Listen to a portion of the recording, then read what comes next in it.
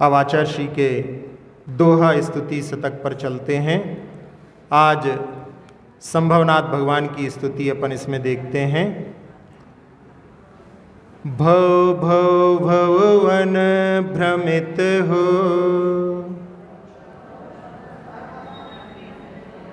भ्रमता भ्रमता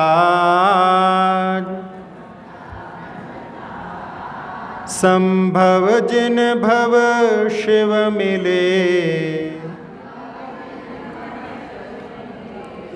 पूर्ण हुआ ममकार।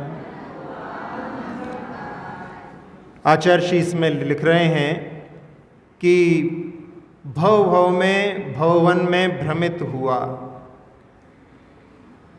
इस जीव ने अनादिकाल से कितने भवों को धारण किया। यदि अपन परावर्तन का जब वर्णन देखते हैं तो उसमें बहुत सारा समय तो जीव निगोद में व्यतीत करता है, जहाँ पर उसकी पहचान ही नहीं होती। एक साथ में साधारण जो जीव होते हैं उनमें अलग अलग उनकी पहचान नहीं होती। जब प्रत्येक बनता है तब उसकी पहचान होती है। तो व्यवहार राशि में आने में उसको बहुत समय निकला और उसके बाद में सारी पर्यायों को एक इंद्री में भी 5 प्रकार के स्थावर में, फिर त्रस में 2 इंद्री, 3 इंद्री, 4 इंद्री, असंगी पंचेंद्री और संगी पंचेंद्री में भी बहुत सारे त्रियंश, देव, नारकी, मनुष्य और मनुष्यों में भी बहुत सारी जगह पर जहाँ पर धर्म का कोई सद्भाव नहीं रहता, ऐसे भ्रमण करते करते पंच परावर्तन में बतलाते हैं कि ऐसा कोई क्षेत्र नहीं जहाँ पर जीव ने जन्म मरण नहीं किया। काल परावर्तन में ऐसा कोई काल नहीं जब जीव ने जिस काल में जन्म मरण नहीं किया। और ऐसा कोई भव जो अपने देखने में आता है, भव नहीं जहाँ पर जीव ने जन्म नहीं लिया। और भावों की अपेक्षा से कर्मों को बांधने की जो प्रक्रिया होती है उसमें जगन्य से लेकर के और उत्कृष्ट तक सब कर्मों को जिन भावों के द्वारा बांधा जाता है उनको भी अनंतों बार इस जीव ने किया है। इसलिए यहाँ पर कह रहे हैं भव भव भवन भ्रमित हो। ये भव वन के समान है, जंगल के समान है जिसमें रास्ता नहीं मिलता।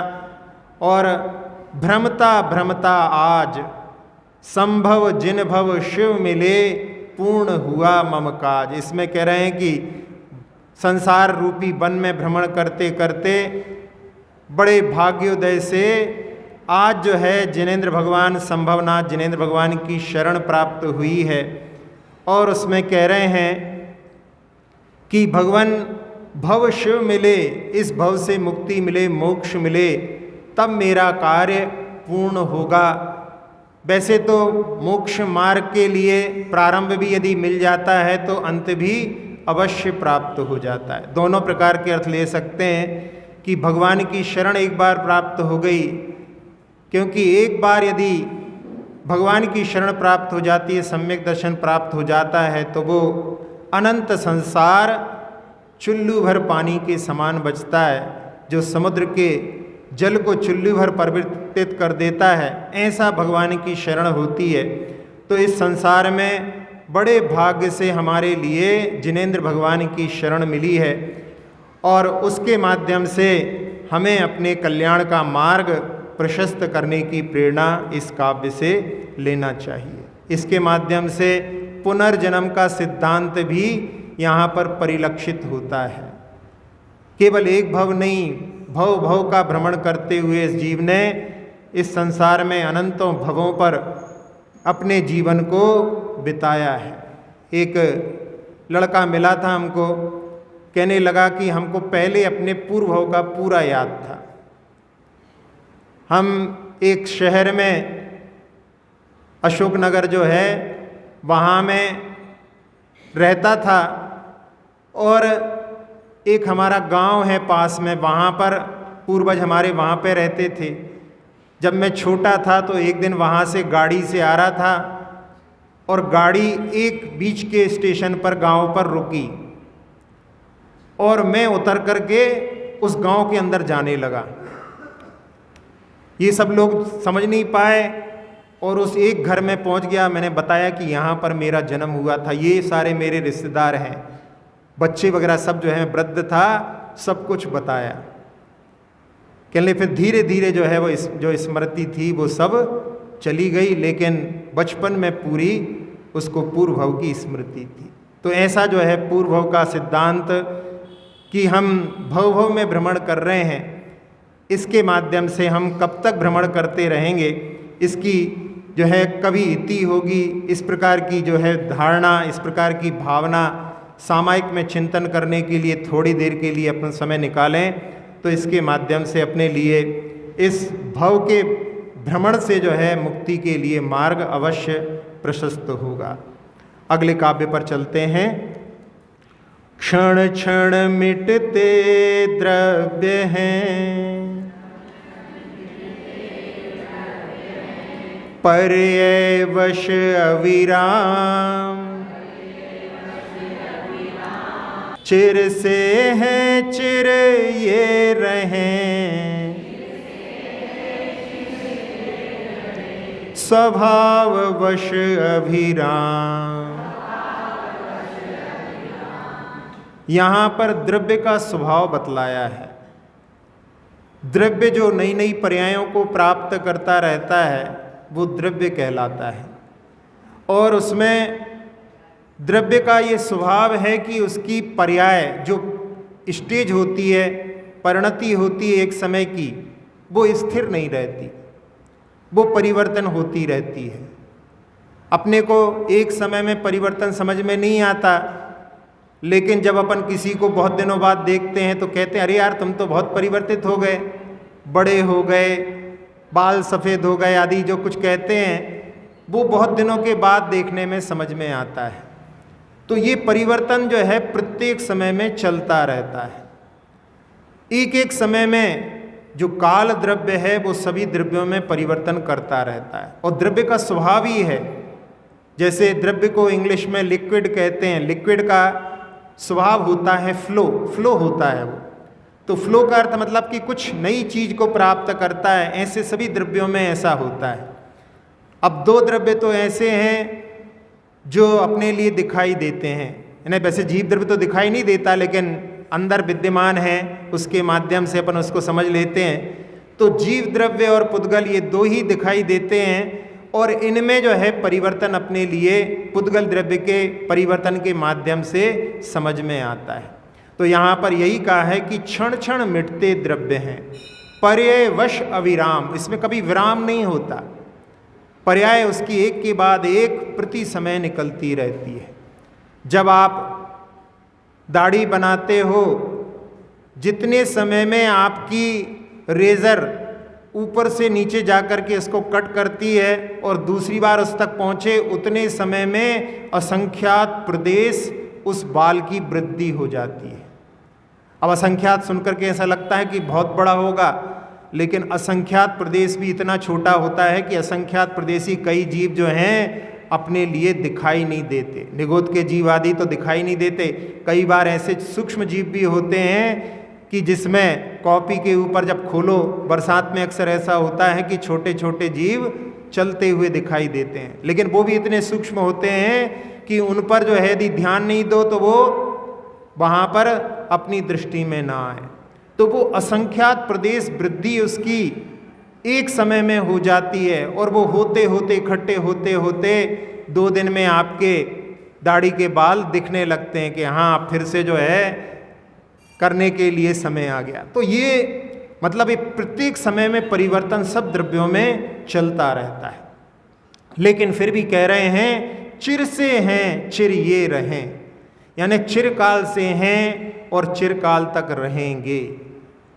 इसका मतलब है कि किसी ने बनाए नहीं है, क्योंकि यदि बनाए होते तो कभी उनकी शुरुआत होती। तो द्रव्य की कोई शुरुआत नहीं होती, बस उसकी पर्याय की शुरुआत अपने लिए दिखाई देती है। जन्म हुआ तो ऐसा लगता है कि अभी इसका जीवन शुरू हुआ, नहीं, वो तो अनंत काल से जीव है और पुद्गल भी अनंत काल से है। पुद्गल का भी कभी नाश नहीं होता। नैवा सतो जन्म सतो न नाशो, जो है उसका कभी नाश नहीं होता और जो नहीं है उसकी कभी उत्पत्ति नहीं होती। ये ध्रुव सिद्धांत है। तो उसके लिए कह रहे हैं कि चिर से हैं चिर ये रहें, स्वभाव वश अविराम। ये सुंदर स्वभाव है द्रव्य का कि कभी भी उसका नाश नहीं होता। तो हमारे आत्म तत्व का भी कभी नाश नहीं हुआ। उसकी पर्याय जो ऊपर दिखाई देती है, जीव की जो पर्याय जिन गतियों में जाता है उसमें परिवर्तन प्रत्येक समय में होता रहता है, लेकिन कभी भी जीव द्रव्य पुद्गल द्रव्य नाश को प्राप्त नहीं होते। लगता अपने को है, अपन किसी चीज़ को यदि आप प्रयोग करते हो, जलाते हो, तो ऐसा लगता जला दी अब तो पूरी तरह से नष्ट हो गया। कभी कभी शब्दों का प्रयोग भी करते हैं, मैं तेरा सत्यानाश कर दूंगा, बोलते कि नहीं बोलते? सत्यानाश नहीं, सत्तानाश। सत्ता का नाश कभी होता नहीं है, बिल्कुल एकदम बिल्कुल जो है झूठी बात है कि सत्ता का नाश कभी किसी द्रव्य का होता ही नहीं है। उसकी सत्ता तो उसके अस्तित्व गुण के माध्यम से हमेशा बनी रहती है। तो इस आत्म द्रव्य के प्रति कि जो हमेशा विद्यमान रहता है, कभी भी नाश नहीं होने वाला है। जब कभी वियोग का समय आता है, उस समय में बहुत लोग व्याकुल आकुल होते हैं, लेकिन वहाँ पर ये दृष्टि कि कोई मरण को प्राप्त हुआ है तो बस केवल उसकी पर्याय बदली है। वास्तव में कभी भी द्रव्य का नाश नहीं होता। तो ये इस काव्य के माध्यम से कि ये इसका सुंदर स्वभाव ही है कि वो स्वभाव के वश होकर के उसमें परिवर्तन चलता रहता है, लेकिन द्रव्य दृष्टि से वो कभी भी नष्ट नहीं होता। तो यहाँ इसमें दो दृष्टियाँ एक साथ में आचार्य ने दी हैं। एक होती है पर्याय दृष्टि और एक होती है द्रव्य दृष्टि। दोनों को देखना जरूरी है, पर्याय दृष्टि को भी और द्रव्य दृष्टि को। ये दोनों जो हैं दो नेत्रों के समान हैं। पर्याय पर दृष्टि रहती है उसी को व्यवहार दृष्टि बोलते हैं, और द्रव्य पर जो दृष्टि रहती है उसी को निश्चय दृष्टि बोलते हैं। दोनों का ज्ञान होना आवश्यक है, तभी जो है अपन दोनों आँखों वाले कहलाएंगे। यदि अपन एक पर यदि दृष्टि रखेंगे तो उस समय में वो शब्द किया जाता है जो बोलने में अच्छा नहीं लगता कि कभी कभी किसी काणे से काणा नहीं कहना चाहिए। उसके लिए कहते हैं काणे से काणा कहो तुरतई पर है टूट, धीरे धीरे पूछ लो कैसे गई जा फूट। उससे जो है काणा कहोगे तो बुरा लगता है। तो ये जो है यदि एक दृष्टि रखेंगे तो वो वहाँ पर काणा कहलाता है। तो ये दोनों दृष्टि आवश्यक होती हैं।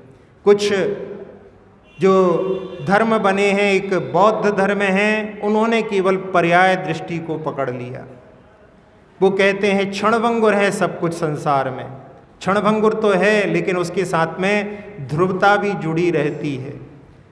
और कुछ ऐसी धाराएं भी हैं जो मानते हैं कि सब कुछ नित्य है, कुछ भी परिवर्तन नहीं होता, जो कुछ दिखाई देता है वो सब माया है, बाकी सारे संसार में ध्रुवता है। तो वो भी जो है एकांत से यदि मानेंगे तो वो भी जो है मिथ्या कहलाता है। तो दोनों में वहाँ पर साम्य की आवश्यकता होती है। तो ऐसे द्रव्य का जो स्वभाव यहाँ पर इस 13वें काव्य में बतलाया है।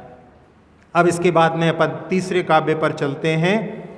परमार्थ का कथन यूं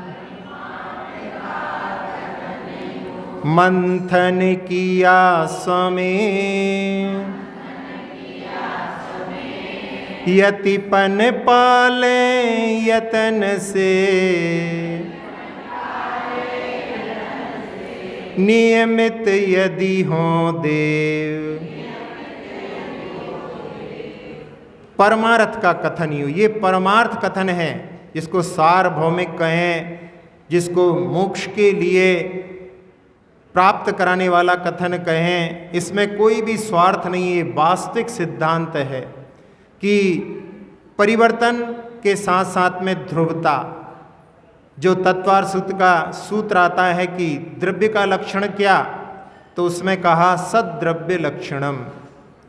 फिर सत क्या, तो उत्पाद वै द्रव्युक्तम सत।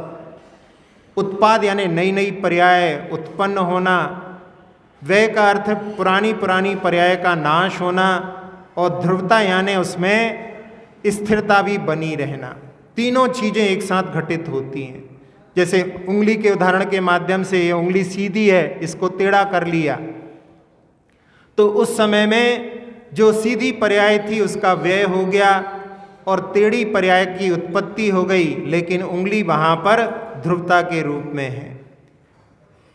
मिट्टी का लौंदा घड़ा बन गया, मिट्टी की जो पर्याय थी वो नष्ट हो गई, लौंदे की पर्याय नष्ट हो गई, अब घड़े की पर्याय उत्पन्न हो गई, लेकिन मिट्टी का जो संबंध है दोनों पर्यायों में है।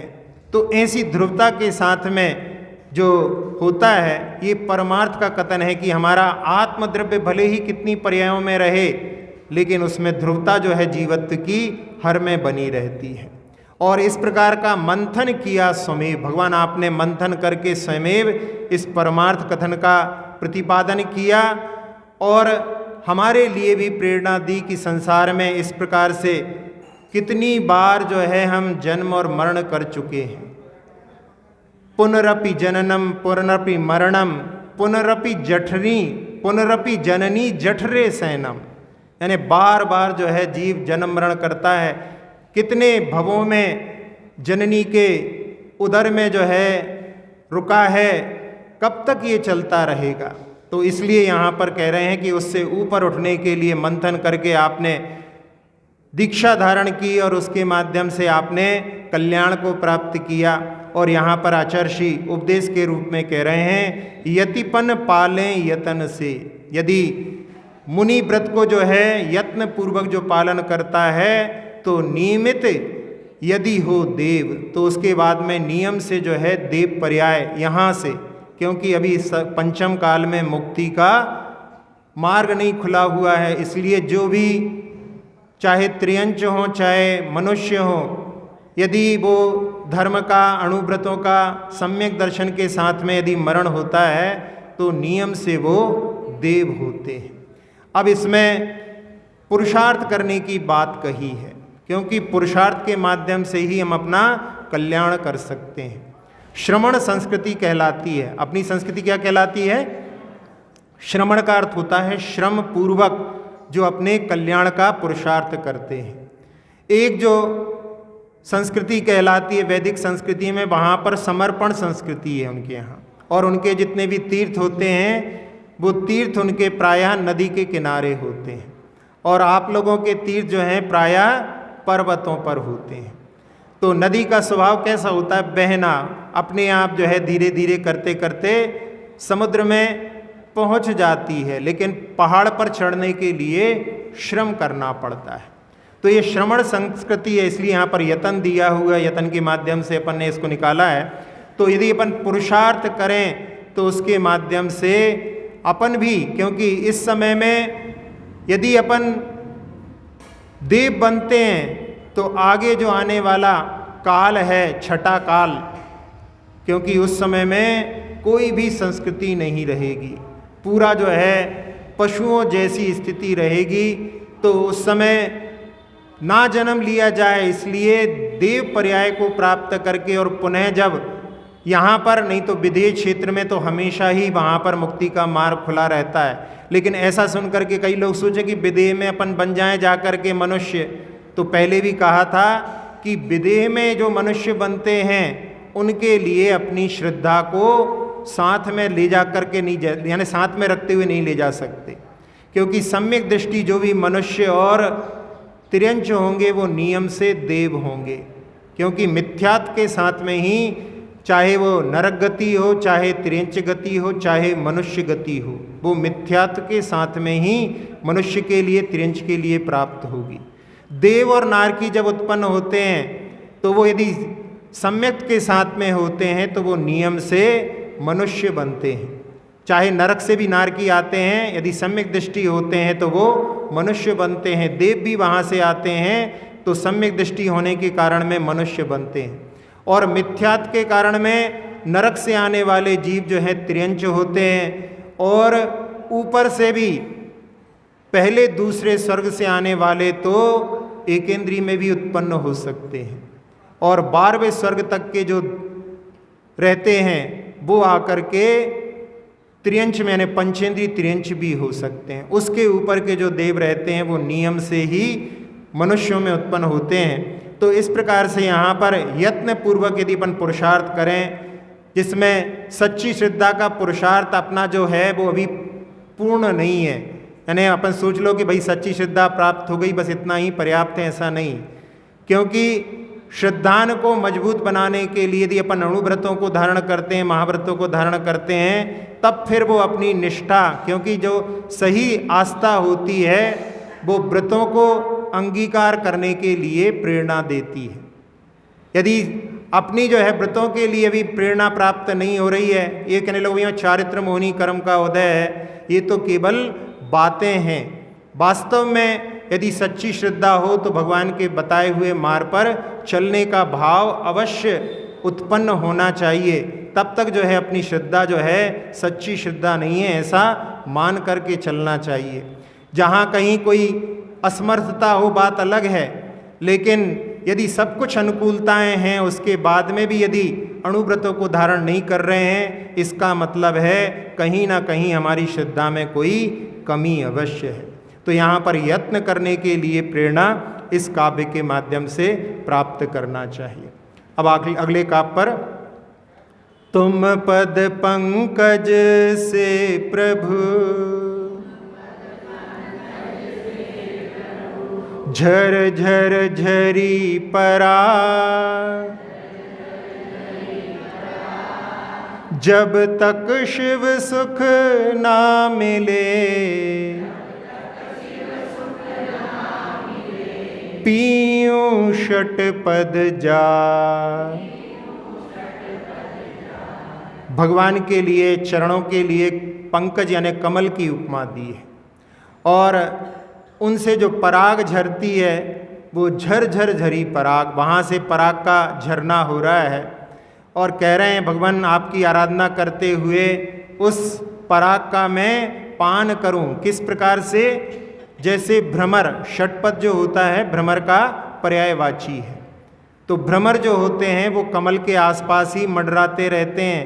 इसलिए यहाँ पर ये कि भगवान आपके चरण कमल में ही मैं लीन रहूं, उनके माध्यम से जो पराग झर रही है उसका मैं पान करता रहूं, और जाग शब्द के माध्यम से कि प्रमाद नहीं हो, यानी हमेशा जागृत होकर के। ये मनुष्य पर्याय बड़ी दुर्लभता से प्राप्त होती है, और उसमें यदि हम प्रमाद करेंगे तो हाथ में आया हुआ रत्न कब छूट जाए कोई भरोसा नहीं। कोई भरोसा इसलिए नहीं है क्योंकि अपन देखते हैं आजकल तो जब से कोरोना के बाद में ऐसी बहुत सारी घटनाएं घट गई हैं कि खेलते खेलते डांस करते करते भी युवावस्था में भी मरण देखा जा रहा है। तो इसका कोई भरोसा नहीं कि अपनी आयु, कई बार होता है लोग कहते हैं धर्म के मामले में कि धर्म तो बुढ़ापे में करेंगे, तो उसमें बुढ़ापे की कोई निश्चितता नहीं है, इसलिए अपन ऐसा सोच करके उसको भविष्य के लिए टाल रहे हैं। तो ये अपनी एक प्रकार से जो नहीं करने के लिए बहाना मात्र है। एक बार एक व्यक्ति एक महाराज जी के पास में आया, बहुत दिनों बाद आया था। महाराज जी ने पूछा धर्म के लिए, अरे महाराज जी अभी कहाँ, अभी तो बहुत धन कमाने का समय है, अभी बुढ़ापे में अपन इन सब चीज़ों के बारे में विचार करेंगे। फिर इसी बीच में उसका फ़ोन आया, फ़ोन पर उसने बात की, और फ़ोन पर बात की तो महाराज जी के कानों में वो बात पड़ी, तो उसने कहा कि LIC के किसी एजेंट का फ़ोन था, और उसने कहा कि महाराज जी आज ज़रा LIC के एजेंट के पास जाना है। तो पूछा क्यों? कहले वो पॉलिसी लेनी है। कहले क्यों, पॉलिसी क्यों लेना है?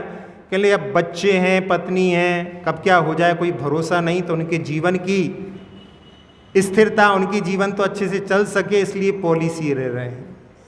तो वो महाराज जी कहने लगे कि तुम्हें अपने तो अभी धर्म के मामले के लिए तो कह रहे थे कि बुढ़ापे में देखेंगे, और यहाँ जो है परिवार के लिए अपने लिए सोच रहे हो कि अपनी आयु का भरोसा नहीं, तो उनकी हम सारी जिम्मेदारी पहले ही करके जाएं। तो ये एक प्रकार से दो प्रकार की दोगली नीति है। यदि हमें धर्म के प्रति सच्चा श्रद्धान हो तो इस प्रकार की दो प्रकार की बातें उसमें नहीं हो सकती। पुरुषार्थ करने वाले तो इकलौता लड़का, अब इकलौता लड़का है, कैसे जो है दीक्षा लें, लेकिन माँ जो है चाहती कि नहीं विवाह करो, और उस इकलौते लड़के की दीक्षा के भाव, जहाँ तीर्थंकर होते हैं सब इकलौते होते हैं अपने अपनी माँ के। शांतिनाथ भगवान की दो माँ थी, उनके दूसरी माँ से यानी जो सौतेली माँ थी उनसे भी एक पुत्र थे, इसलिए पिता के तो दो पुत्र थे लेकिन माँ का तो एक ही था। इसलिए हम कह रहे हैं कि तीर्थंकर जो है अपनी माँ के इकलौते पुत्र होते हैं। तो एक दिन जो है नदी पर स्नान करने के लिए गए हुए थे, और वो नदी के बीच में जा कर के और वहाँ पर कहता है चिल्लाते हुए अपनी माँ से कि माँ मेरे पैर को मगर ने पकड़ लिया है। और उस समय में माँ वहाँ पर चिल्लाती है बचाओ बचाओ, कोई हमारे बच्चे को बचाओ। तो उस समय में बेटा कहता है कि माँ यदि तुम मुझे भगवान के लिए समर्पित कर दो तो ये मगर जो है इससे मेरी रक्षा हो सकती है। और उस समय में माँ ने सोचा कि यहाँ तो मरण ही हो जाएगा, यदि मैं इसको भगवान को समर्पित कर दूं, दीक्षा के लिए इसको अनुमति दे दूं, तो कम से कम जीवित तो रहेगा, सामने दर्शन तो हो सकते हैं। तो ऐसे उस माँ ने उस समय उसके लिए आज्ञा दी, और बाद में उसने अपनी माँ को उसका खुलासा नहीं किया, लेकिन उसने माँ के मोह को तोड़ने के लिए इस प्रकार से पुरुषार्थ किया। तो ऐसी जो है मोह की परिणति होती है, उसमें जो लोग व्यक्ति पुरुषार्थ करते हैं वो सफल हो जाते हैं, वरना तो मोह का साम्राज्य ऐसा है कि वो संसार में ही भ्रमण कराता रहता है। तो यहाँ पर जाग करके जब तक सामर्थ्य है तब तक अपना पुरुषार्थ करने के लिए, क्योंकि बुढ़ापे में फिर कुछ होता नहीं है। छह ढाला में कहा है अर्ध मृतक सम बूढ़ापनो।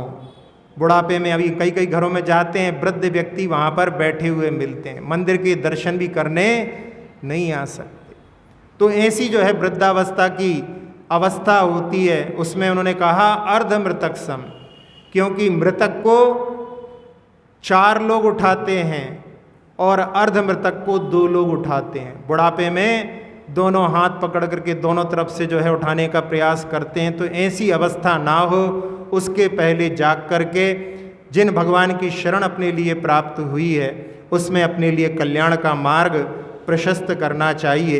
इन काव्यों के माध्यम से आज के जो काव्य हैं वो चिंतन के लिए, एकांत में बैठ कर के विचार करने के लिए काव्य हैं। आचार्य श्री ने इन रचनाओं के माध्यम से बहुत सरल पंक्तियों में अपने लिए जीवन से उत्थान के बिंदु दिए हैं। तो ये हमारा बड़ा सौभाग्य है कि हम इनका पारायण करके अपने जीवन में कल्याण के मार्ग को प्रशस्त करें। इति श्री संभवनाथ जिनेन्द्राय नमो नमः। अक्षर पद मात्रा से दूषित वचन अगर ममहीन रहे और प्रमाद कषाय के वश में सम्यक अर्थ विलीन किए, जिन वाणी माता मेरी उन सब त्रुटियों को क्षमा करें, दें आशीष शीघ्र हम सबको केवल लब्धि रमा मिले। प्राप्त हमें हो बोधि समाधि परिणामों की शुद्धि हो, निज आत्म उपलब्ध हमें हो शाश्वत सुख की सिद्धि हो। चिंतित वस्तु दात्री माता चिंतामणि उपमा भाती, करूं वंदना पूर्ण विनय से चरण रखूं मैं ये पाती। कर जिन वाणी स्तुति तन की ममता टार, महामंत्र का जाप अब सभी जपे नव बार।